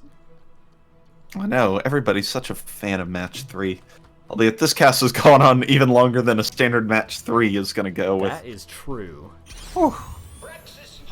We are starting here our final game, probably that we'll cast of the regular season here on Braxis Holdout. Very Ektar, likely. we are an hour and 30 minutes in. There are a lot of people that may just be joining us. Let's go over it one more time, at least maybe abridged. Big fan of abridging. Toss was won by Wood League. They chose first pick. Wood League banned out BOE and Towers. Durotan's Couch banned out Alterac and Volskaya. Durotan's Couch took us to Tomb of the Spider Queen, where they lost. Wood League took us to Infernal Shrines, where they lost. And then, Tactical. yeah, Tactical losing the map that you pick. And we find ourselves now on Braxis Holdout, which was chosen by Durotan's Couch. If history shows, they will lose here, because they chose the map. Also, they might break out even danker memes than what we just saw. That could also be a reason of loss. Map. Throwing it out there. Doesn't Cho'Gall have like a 100% win rate in Division S right now? Like, it's kind of scary. Blizzard, please don't buff Cho'Gall. We don't need this. They actually also, just did not Rexar. terribly long ago. Rexar getting through bans and getting I picked know. up very quickly. So, well-drafted That- Wood League. That gives them a significant advantage, as this is one of the maps where he is a particularly strong hero. Yeah, that's gonna rate 0 out of 10 on the Ektar shock scale. That's really not surprising that they picked up Rexar twice and suddenly one of them Braxis holdout. We do see 2 supports coming out, or 2 healers, all ready for Durotan's couch, so I like what I see already.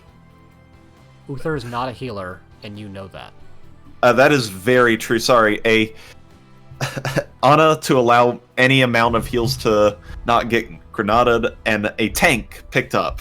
So a very normal draft of a tank and a support already early. I did see someone in Twitch chat lamenting the lack of main tank Uther getting drafted in game number 2, so you will be happy to know that we have some form of Uther in game number 3.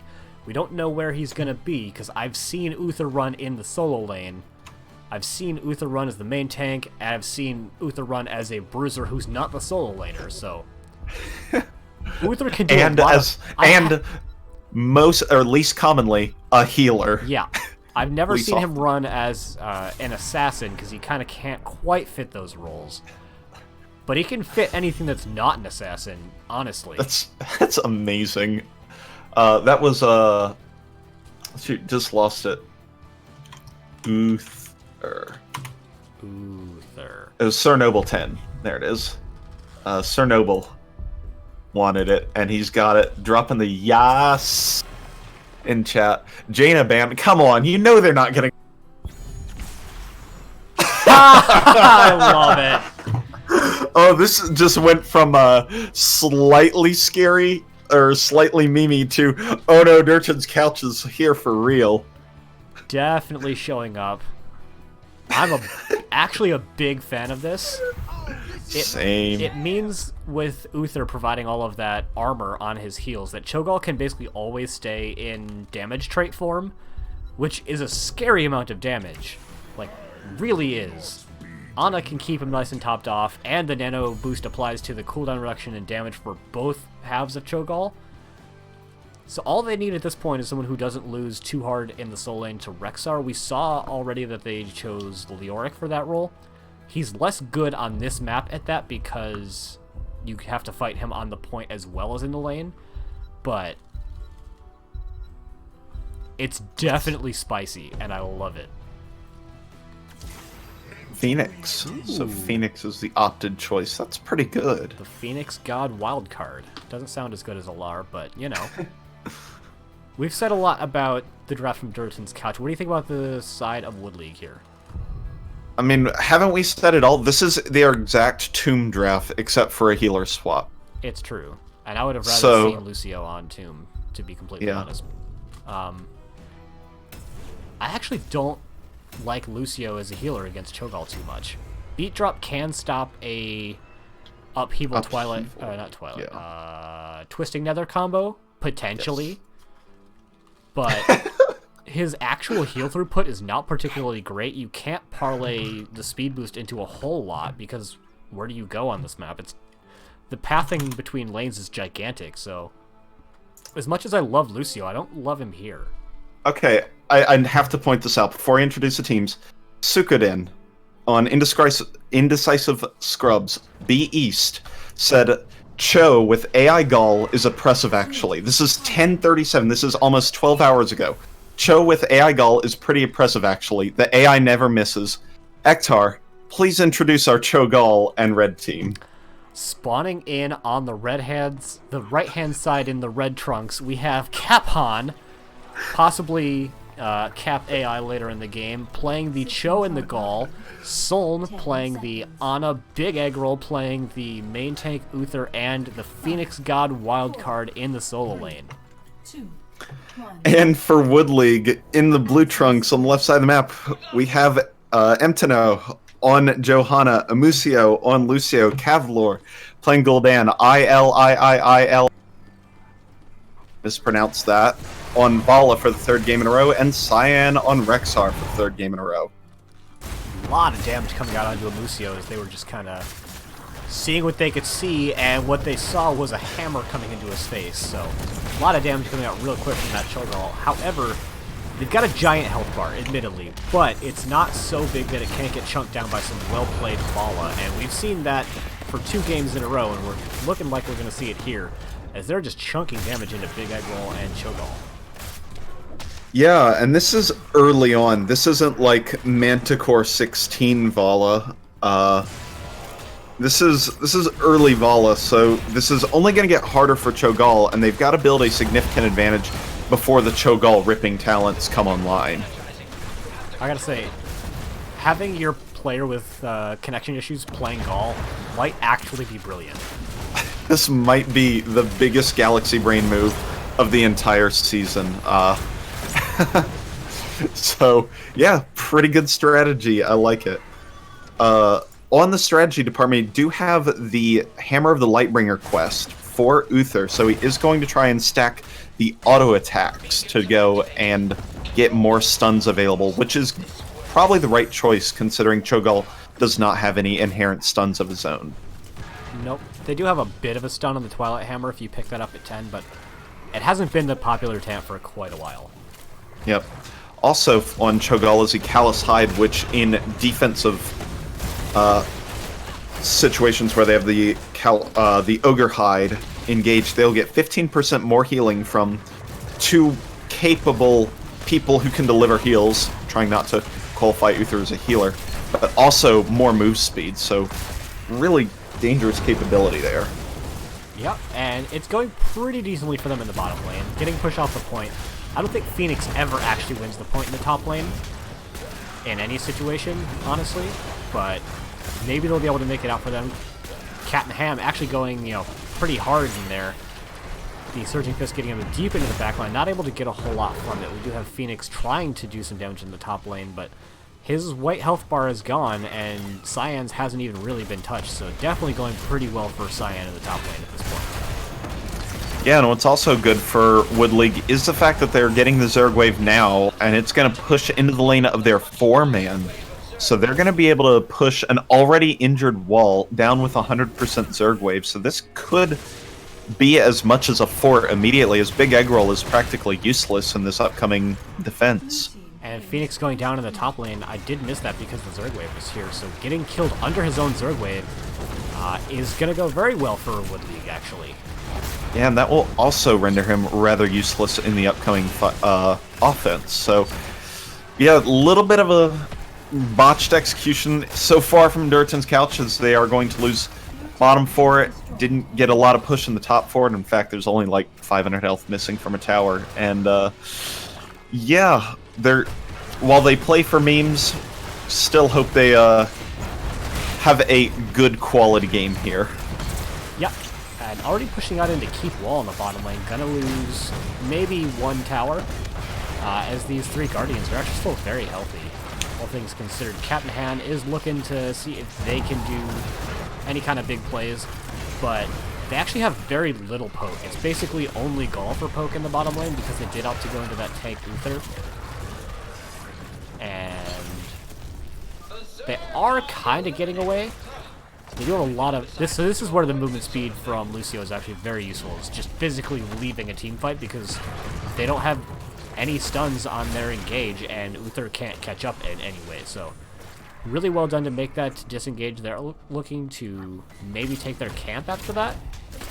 I did have Rexar go back, so Wildcard does have free reign to get a little bit of soak in the top lane so that they can try to catch up into that level 7. Yep, and that, I think the back is signaling that they are going to swap the 4-man. You generally have the 4-man pushing the lane that has the fort available, so generally the plan. However, they are going for the gank on Wildcard, but he does drop the Plasma Cutter, slows the team down, and prevents them from getting the engage, so nice job there, saving his own life. And that created the space for Captain Han to grab the Bruiser camp down here. Yeah, so we do see Phoenix rotating down into the bottom lane so that they can maintain that parity of solo lane heroes. The camp in the top lane actually getting some pretty good value done, as it's already got most of that front wall. Cavalier is very low, however. Uther is just trying to do all of the holy shocking that he can. If he can get in range one more time, that'll be Cavalier's life, but isn't able to do it.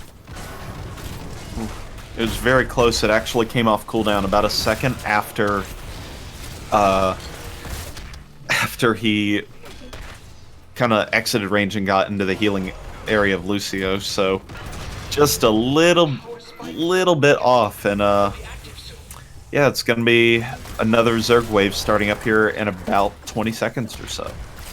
If Eggroll did have the completed Q quest in level 1, he still would have been in range to make sure to make that play happen, but Accurate.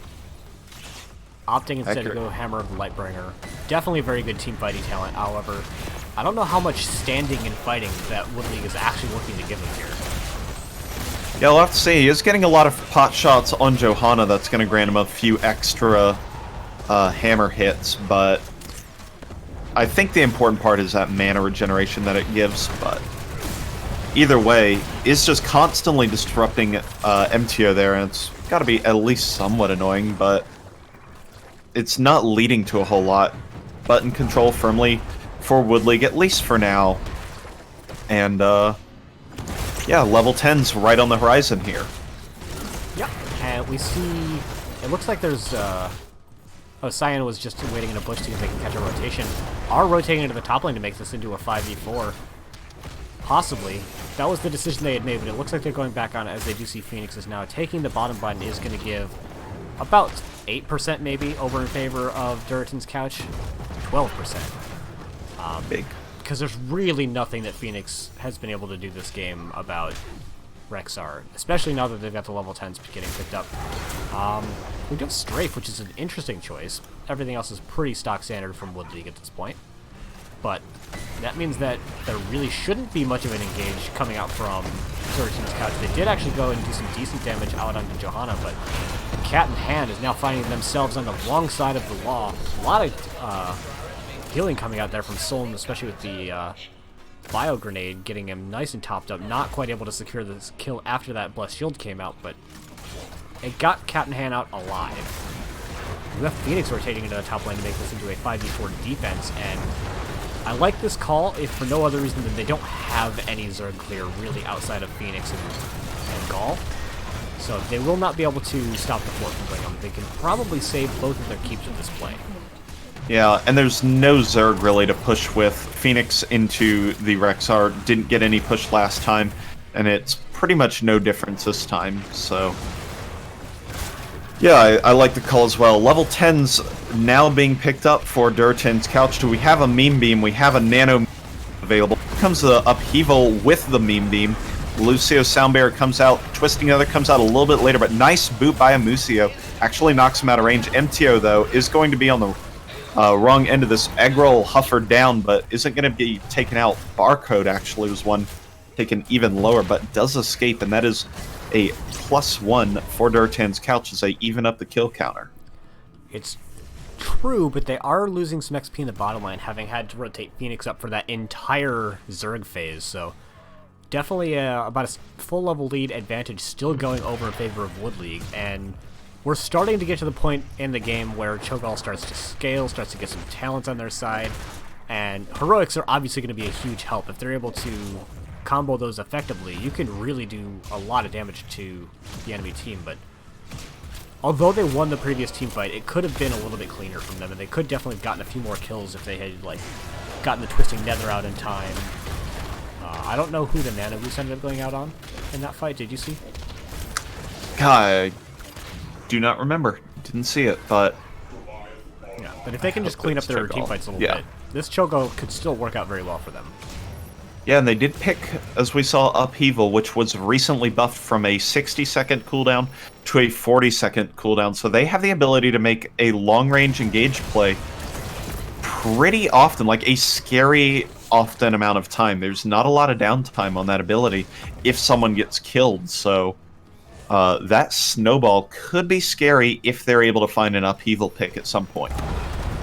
Both teams are playing very conservatively right now, as we did see about a minute ago. Phoenix rotated up to the top lane from the bottom lane, so they stopped getting that XP so they could try and maybe make a team fight happen, but neither team really trying to make that team fight happen, as we do have a boss play coming up from Wood League, and this is not really going to get sniffed out at all from the side of Durotan's Couch until all the way after it's actually captured. Yep, but it is the game's weakest boss. Oh, big combo with the D-Storm added in for extra effect. Mana Boost is out on Cho'Gall for sure. Nice sleep from Suln, but isn't going to allow Uther to stay alive. Wildcard gets his Blink Warp. It is a Dragoon, so it's a Warp interrupted. Suln is going to, once again, get a nice Sleep Dart to escape. Yeah. Suln, you gotta stop aiming down sights, man. Accurate. That body block potential is pretty nuts, but through that whole time and the 2-0 kill advantage, Wood League was having that boss push in the top lane, and that is one of the best bosses to push with when it's uncontested. Yeah, it does a crazy amount of damage. We already have another upheaval coming up, and not able to actually combo with anything because all the other ults were on cooldown still. So, 2 people got hit, but they can both just kind of walk away. They did get 1 stun from Egg Roll, but that's really about it. As this boss is still crashing into top keep, looks like it should be taken out before it actually finishes that keep. I'm still taking quite a bit of damage. I think D-Shield is still on cooldown, so... But no follow-up is actually going to come from there. We do have Lucio giving the speed boost to try and disengage. Phoenix is going to get dropped. Cho'Gall is trying to go in and do some damage. We do have the full 100% Zerglade going out again for Wood League. Names are hard. Sure are, especially when we're almost 2 hours into this thing. Twisting Nether actually came out during that fight, but it was about 2 seconds ahead of the upheaval cooldown, so they weren't able to combo that together. And even though they got some kills, and actually they didn't get any kills, they will be able to push Wood League back and allow for a relatively successful Zerg defense, assuming the keep stays up, which I'm not so certain about. I don't think that it will. It's really close still. It'll stay up, but a sneeze away from death. Yeah, I think that Wood League can and should. Aw. Oh, I was gonna say force that keep down, but they do actually end up losing it to just a Zerg, as we do have a scary bush party coming out from Wood League, trying to crash onto the first hero or heroes that come through. It's all of them, and they That all was walk a through. massive series of ultimates. Oh my god, the Horrify Wow. hit everyone, the Condemn hit everyone. Everything is falling. Wildcard, the only person to make it out alive. And honestly, I think Wood League could just end through bottom if they want to. And that looks like it is the call. You know, sometimes you just have to let your memes be dreams. So, And, yeah, imagine, you know, like, some players resolve to not face check bushes, but generally you think, well, if our whole team face checks a bush, it's okay, but, absolutely not. They got absolutely destroyed, but it doesn't entirely matter for their playoff hopes, as Wood League pushes onto the core and knocks it down, and takes this series 2-1. GG and well played by both teams. Really appreciate the memes coming out, but the memes not carrying the day today. Yep. And not a reverse sweep, worth pointing out. There you go. So, looking at the imminent playoff picture, while Ektar goes ahead and gets some interviews set up, I imagine. This does result in Wood League landing 6th seed, Durotan's Couch landing 7th seed, Illidancing Queens in the 8th seed, and Lubu being left out, unfortunately, as the 9th seed.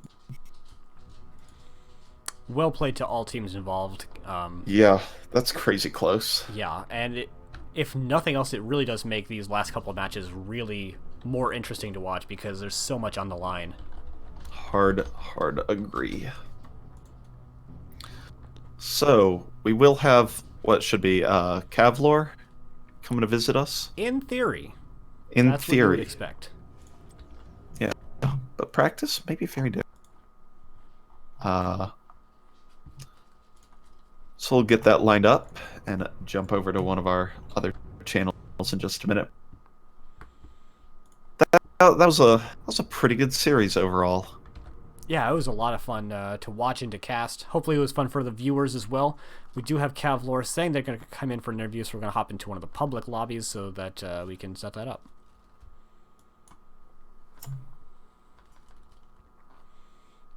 Congratulations, Kavlor. Thank you, thank you.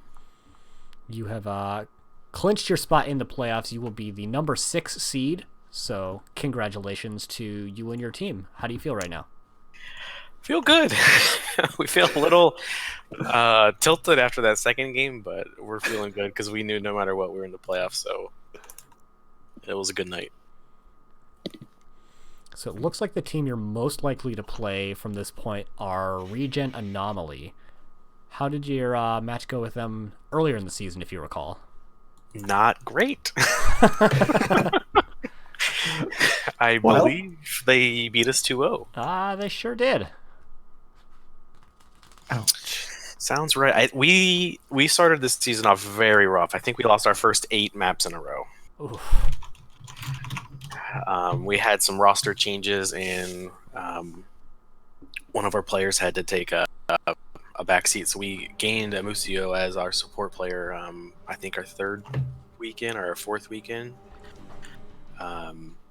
And we just started trying to build the synergy up together, and honestly, we've turned it on. I think we've only lost 3 or 4 maps since those first 4 weeks. Something Seems like that. good. Seems good. So hopefully you'll be able to take on Region Anomaly a little bit on more even footing. Yeah, we'd be a little more confident this time around. Still have no idea, if we'd have a good chance of winning or not, but definitely put up a better showing. So game number 1, Tomb of the Spider Queen, is that a map that you play very often? I know you didn't have the choice of map, but that is where you found yourselves. We do play it a reasonable amount. It's somewhere in like the middle of the pack of our preference, but we feel comfortable on it enough. So Yeah, lots of wave clear, lots of macro. Yeah, I was about to say the Gul'dan Johanna combination is almost a classic combo on that map. Yeah. Because of how much damage, wave clear damage it puts out. It's like a second and a half and it's gone. You group them up and you queue them as Gul'dan and they're basically dead. And that was a game that actually had very few kills. It was like 11 and a half minutes before the first kill happened. And, so your team's superior macro did kind of just lead you taking advantages and staying ahead for a lot of the game. And yeah, I guess I don't have a lot of questions about that map. It was pretty standard play, I think, from your team in that game. Yeah, I think we felt good. I don't think we died on that map. You did not. Did. So we were careful. We just lost on that map yesterday. We realized that we were a little too passive in certain times, so we tried to make sure that at those times today we were more aggressive when we should have been. So it paid off. All right, so by far the most interesting map, map number 2, Infernal Shrines. Yeah. Tell us what you're thinking when you see the Lost Vikings getting picked up in draft there. We thought, okay, we won this, but we didn't, obviously. Big oof. Honestly, my personal opinion is we played, the team talked, and I feel like we played the first half of the game wrong. We tried to almost play the Vikings game instead of playing to our strengths of being aggressive, forcing fights, and getting kills so that the Lost Vikings macro didn't matter anymore. So the thing that ended up happening a lot that game that both Ace and I found very interesting was during the objectives, oftentimes you would have Cyan split out into usually the bottom lane to try and counter what the Vikings were doing, and then Wedge would come in with one Viking, play of the game them all into the team fight, and just run at you with 7 heroes. Mm-hmm. If something like that ends up happening in a future game, how do you think you're going to adapt to that kind of strategy, do you think? Well, you're right. He was in a different lane. He was trying to capture Soak while also not letting the lanes get pushed in, so it was rough. I think we needed to... I don't remember exactly where they drafted TLV. They drafted TLV during their 4-5, so you had a 5 left, and if I'm not mistaken, it was Cyan who had the last pick. I don't... next time, almost a better wave. Like Ragnaros would have been great, I think, because he's great on the objective. He's good on that map anyways, but just a different setup and forcing, like we did that third game, fights and bush ganks when they're trying to rotate to objectives and things like that would have been better suited to our comp. All right. Ace, do you have anything else for game number 2? Not particularly. I mean, there's a lot to go into in the pause, but I think we'll leave that be. You guys sure know how to fill empty space on a monitor during a pause. That's for sure. Hey, we got to try to keep it fun. So going into game number 3, at least as memey of a draft as game number 2, I would have to say, coming out from your opponents. Have you played against Cho'Gall on this map before, and how do you deal with it? I don't think we've played against it this season. Last season we did, and it was also Ana Cho'Gall. Now they had Uther also. We were worried about the double support setup, but honestly, we just at the end there we were like, look, our wave clear is superior. They're not going to be able to clear, so we just need to force the pressure and force the fights with camps. So if you notice on the first time the points came up, we went and got our camp right then, so that they were worried about the camp. We could get the point and then push with the camp. And I think just from then on, we were able to keep that macro advantage where they were forced back a little bit. Yeah, there was few, if any, places on the map where it seemed like they had an advantage, because, I mean, you had Rexar on that map somehow, and he just never lost the soul lane to Phoenix even a little bit. And then in the 4-man, like, you kind of didn't ever look to be in a lot of danger from what Cho'Gall could do, because if, when Cho'Gall was going in, Uther was usually behind, and you could just kind of kite the Cho'Gall, and Uther is still trying to catch up, and it felt like you really outplayed them in that game, honestly. I mean, that game could have been a little bit different. There were some saves where I was really close to being dead, or Arvala was really close to being dead, and if they would have gotten a couple kills, it would have changed things a little bit. But thankfully, we pushed it just enough. Very calculated. And last but not least, I think, with your victory, this does mean that Lubu is out of the playoffs. Do you have any words for them?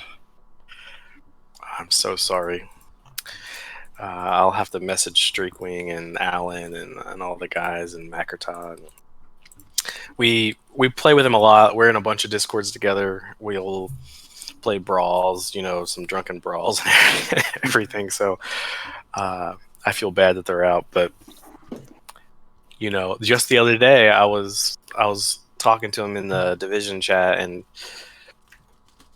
because we didn't know if we were going to get into the playoffs, and they won. I was like, "You're making it harder on us." And then someone on their team had said, "Well, you got to earn it." So I guess we did. Ooh. F in the chat. F's in the chat. Respect. Thank you. I'm glad I was going to say the same thing. F's in the chat. I think that's it for us, though. At this point, you've still got about a dozen or so fans in the chat. What do you got to say to all your viewers and stuff? Any shout-outs that you have? Oof. I'll give a shout-out to the whole team. It was very frustrating the beginning of this season, and when you start a season 0-8, you don't really think you're gonna get into the playoffs, but we somehow got the 6th seed, and the guys, they worked on it, and we talked, well, what can we change? We've got different hero pool now and everything, and we worked it out halfway through. So just props to my whole team and dealing with me and all the dumb ideas I threw out there to practice with and draft with. Alrighty. Well, congratulations once again. Congratulations, of course, to Durotan's Couch as well, as they do also make playoffs as the number 7 seed. And congratulations to the Ill Dancing Queens, just kind of sneaking in there. It'll be a fun playoffs. I'm glad to see how it's gonna unfold. Alrighty, well, thank you once again, Cavalier, for coming by and doing this interview with us. Thanks for the cast. Appreciate it, guys. Mm-hmm. Absolutely. It was a really fun series. Oh, Good. one more question from the from Twitch chat. Why are you so trash at this game? Oh my god, that had to be Cyan. It was Cyan, I Spicy think, stuff. twice. He's such an asshole. Yeah, my team loves to give me crap. They report me for all kinds of things. And hey, the next time I won't give him a shout out. Ooh. You heard it here first. Congrats to the 4 players that did well in this game, and also Cyan. Speaking of your players, how do you all pronounce your Vala player's name? Barcode. Excellent. Nailed Good. it. Perfect. Yeah. It's when it's actually spelled ILL, like the capital I, but we call him Barcode. Can you, from memory, recite the I's and L's in proper? Yes. That's impressive. It's just a pattern. Fair enough. All right, that is gonna be it. We're gonna close up shop here on the stream in just a minute. We are gonna look for someone to see if anyone else is playing Heroes of the Storm at 8:30 at night on a Thursday. Oh. Arrow's casting D East, and Majesty on Nexus Commentaries is casting B West. Alrighty, so that is likely going to be the final Ace and Ektar casting Heroes of the Storm casting podcast cast of the regular season of NGS, but look for us in the playoffs. We'll almost certainly pick up a couple of games here and there. Look for us to be playing in a couple of games here and there as Especially if we lose. But yeah, thank you everyone for coming by. Gonna initiate that raid, wait 60 seconds, and then start the raid, because I want the stream to actually end correctly for once. We did it. Good night, guys. Thanks. Good See night. ya. Ooh, we've got a Bahamut Gaming playing. And a Heroes of Bahamut. Storm. So we're gonna go ahead and do And that. it's also on BW.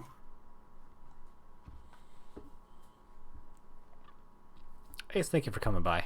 Always appreciate Yeah, casting. man, it's been good casting this season. We've got a good Baker's half dozen of casts or so this season, so it's been fun just kind of popping on Heroes and talking about some gameplay, because we just talk about random stuff all the time, and it's fun to cast. Sure is. Oh, Bahamut's got an AGDQ shirt. Nice. All right, it's probably been about long enough. We got to thank you for the cast coming out in chat, so we're gonna hit that raid now button. Thank you everyone Let's for coming do by, it. and we'll see you next time.